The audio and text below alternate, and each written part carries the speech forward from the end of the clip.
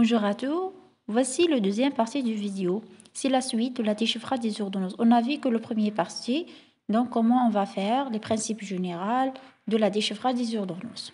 Aujourd'hui, on va essayer de faire comment on va calculer le nombre de boîtes donc pendant 3 mois, c'est-à-dire le QSP pendant 3 mois, ainsi que la durée nécessaire de chaque médicament s'il n'est pas indiqué sur l'ordonnance. Voici le vidéo. Bon, voici la méthode de calculer le QSP. Donc, généralement, le QSP, c'est une base, c'est utilisé pour reconnaître le nombre de boîtes qu'on va le donner pour le patient. يعني شحال لازم نعطيه من boîte تقدو ولا تكفيه pendant 3 mois. Je te donne donc deux exemples. L'exemple d'un comprimé et l'exemple des gouttes. Voici le premier exemple. Flazolle. Un seul comprimé, 500 mg, un seul comprimé, un seul fois par jour pendant 3 mois. Comment on va reconnaître les nombres de boîtes suffisants pendant 3 mois? Donc, la règle dit que le QSP pendant 3 mois est égal à la posologie de chaque médicament qui est indiqué sur l'ordonnance, fois la durée est de 3 mois, c'est-à-dire 90 jours, divisé sur la dose de médicament en fonction de l'unité, c'est-à-dire avec la posologie fois la durée, on va les diviser sur l'unité en fonction de le médecin fait l'ordonnance. Si le médecin dit comprimé, on va diviser sur le comprimé existif le boîte, le médicament.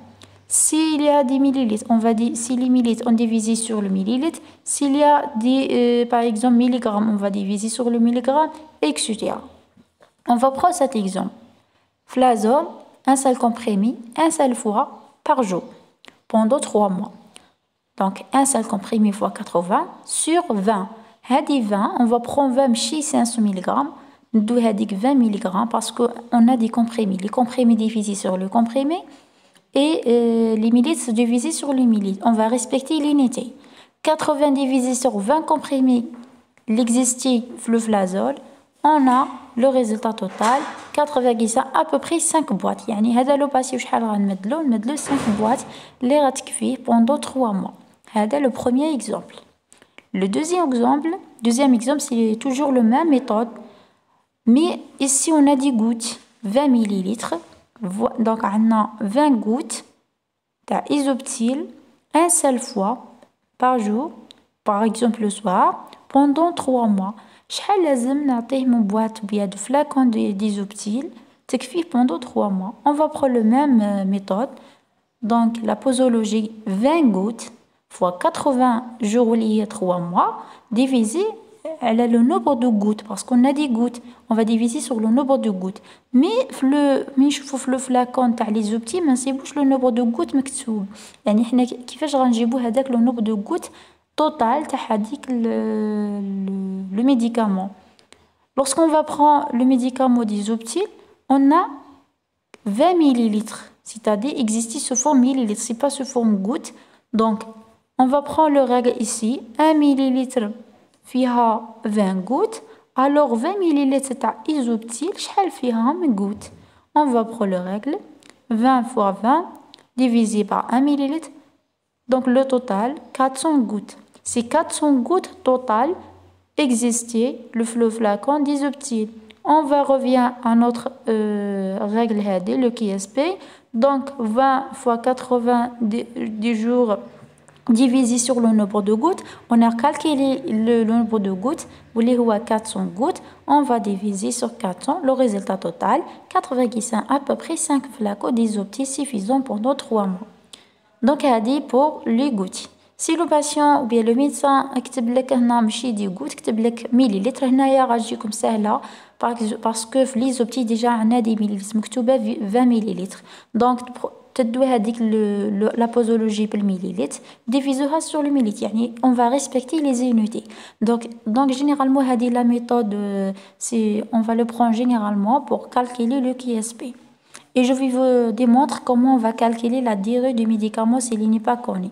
Voici la méthode pour calculer la durée du médicament s'il n'est pas connu, bien c'est-à-dire lorsque la durée n'est pas indiquée sur l'ordonnance par le médecin. Bon, Lorsque la durée n'est pas indiquée, ou bien lorsque les patients qui viennent d'acheter un médicament, j'ai que patient, ils par exemple paracétamol ou l'aspirine, je ne sais pas.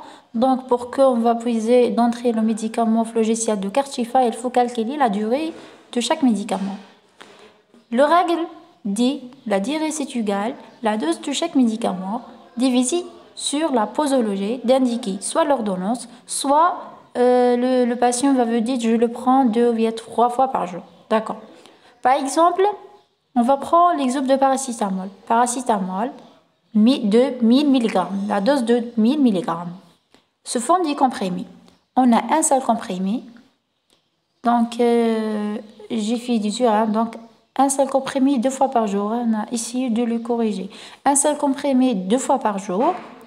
On va calculer la durée. C'est-à-dire, le patient, أنا كي نكتب له في لو ميديكامون شحال لازم تدي هذا لو ميديكامون وتحبسه لازم نحسب la durée on va prendre la posologie ou bien on prend la dose de paracétamol sous forme de comprimé كي نجو نشوفو في لو paracétamol في لو boîte à le paracétamol de 1000 mg غنلقو 20 comprimés on va prendre 20 comprimés divisé sur la posologie où il y a un seul comprimé 2 fois par jour, c'est-à-dire 20 comprimés divisé sur 2, donc est égal 10 jours, etc. C'est ça la bonne méthode pour calculer donc la durée de médicament s'il n'est pas indiqué, bien s'il est inconnu.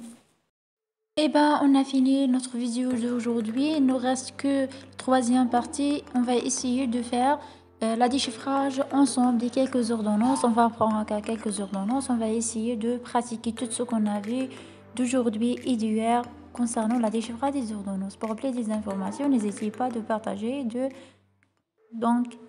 d'abonner la chaîne.